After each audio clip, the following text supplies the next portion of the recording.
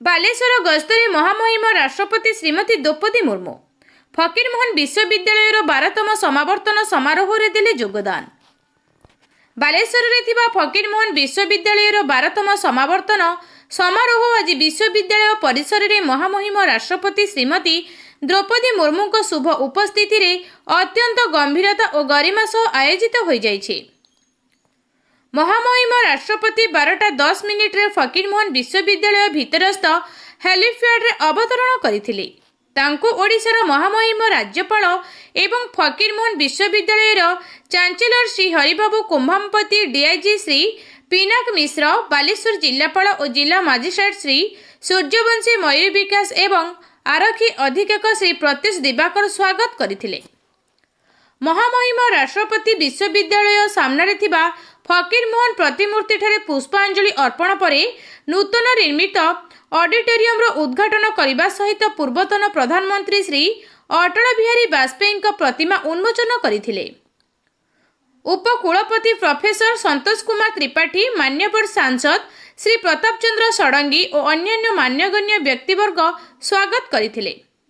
ସମାବର୍ତ୍ତନ ଅଭିଭାଷଣରେ ମହାମହିମ ରାଷ୍ଟ୍ରପତି ଫକୀରମୋହନ ସେନାପତିଙ୍କ ସାହିତ୍ୟିକ ଅବଦାନ ଓ କନ୍ୟା ଶିକ୍ଷା ପ୍ରଚାରରେ ତାଙ୍କର ଅଗ୍ରଣୀ ଭୂମିକାକୁ ସ୍ମରଣ କରିଥିଲେ। ସେ ଫକୀରମୋହନଙ୍କ ଅମର କୃତି ରେବତୀର ଗୁରୁତ୍ୱକୁ ଉଲ୍ଲେଖ କରି ରେବତୀ କିପରି ଅନେକ ଅସୁବିଧା ସତ୍ତ୍ୱେ ଶିକ୍ଷା ପାଇଁ ସଂଘର୍ଷ କରିଥିଲେ ତାହା ବର୍ଣ୍ଣନା କରିଥିଲେ। ଫକୀରମୋହନ ବିଶ୍ୱବିଦ୍ୟାଳୟର ଶିକ୍ଷା, ଗବେଷଣା, ସାମାଜିକ ସେବା ଓ ସମୁଦାୟ ସଂଲଗ୍ନତାରେ ଉଲ୍ଲେଖନୀୟ କାର୍ଯ୍ୟ ପାଇଁ ସେ ପ୍ରଶଂସା କରିଥିଲେ।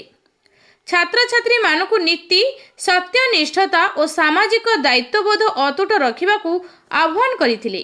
ମହାମହିମ ଅଟଳଜୀଙ୍କୁ ମନେ ପକାଇଥିଲେ ଏବଂ ତାଙ୍କର ମହାନ କାର୍ଯ୍ୟକୁ ତାଙ୍କରି କିଛି ବକ୍ତବ୍ୟ ଅତ୍ୟନ୍ତ ହୃଦୟସ୍ପର୍ଶୀ ଥିଲା, ଯଥା ଏ ମାଟି କେବଳ ରତ୍ନଗର୍ଭା ନୁହଁ, ମାଟିର ମା ମାନେ ମଧ୍ୟ ରତ୍ନଗର୍ଭା।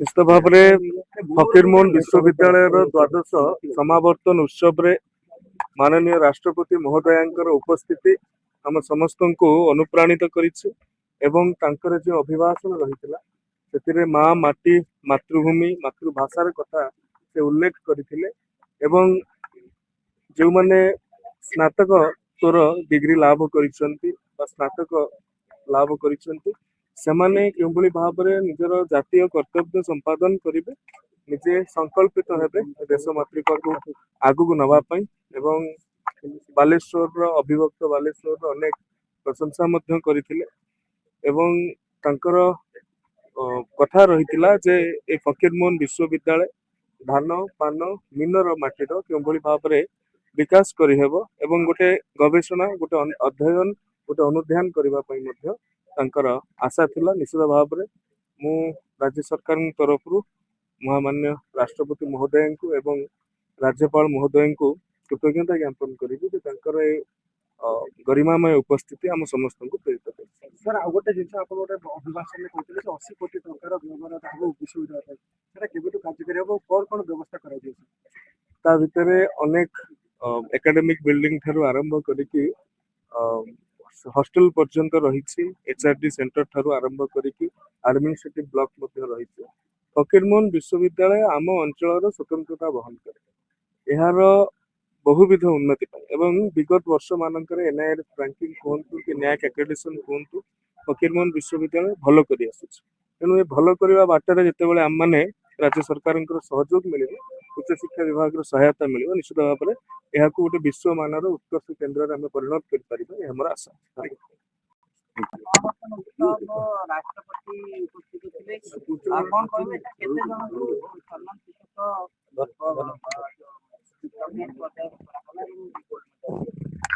तीन जन को सम्मान सूचक पदक दिगला।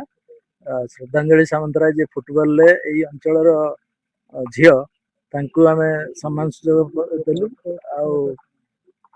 गोपाल चंद्र पंडा ओडिसी संगीत विशारद सम्मानित कलु और शांतनु आचार्य जी की प्रसिद्ध साहित्यिक सम्मान सूचक डॉक्टर देलु।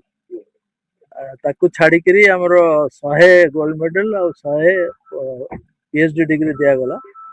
आमे भारी खुशी जे राष्ट्रपति आमर अनुरोध रक्षा करी आज आसते एवं दीक्षांत भाषण देले माँ माटी झील कथा कहले जोटा कि आमर छात्री मानक अत्यंत उत्साहित कर निश्चय एवं आमे गर्व और आनंद अनुभव करुचु जे द्वादश समावर्तन उत्सव महासमारोह रे पालित होइछ।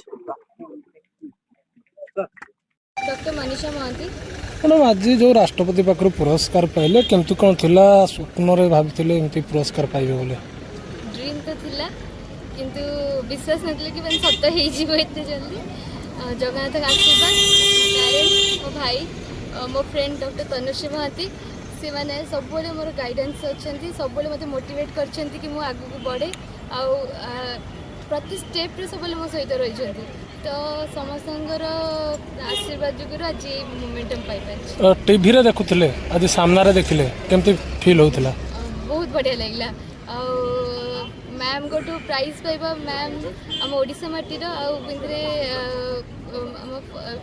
फीमेल प्रेसिडेंट को प्राइज पाइबा सी आहरी गोटे अलग लेवल मोटिवेशन बहुत भल लगला जेतरे जाकी मैडम को पाखरे छिड़ा हले केमती फील हला बहुत खुशी होतला माने विश्वास करी it's like a dream come true. धन्यवाद।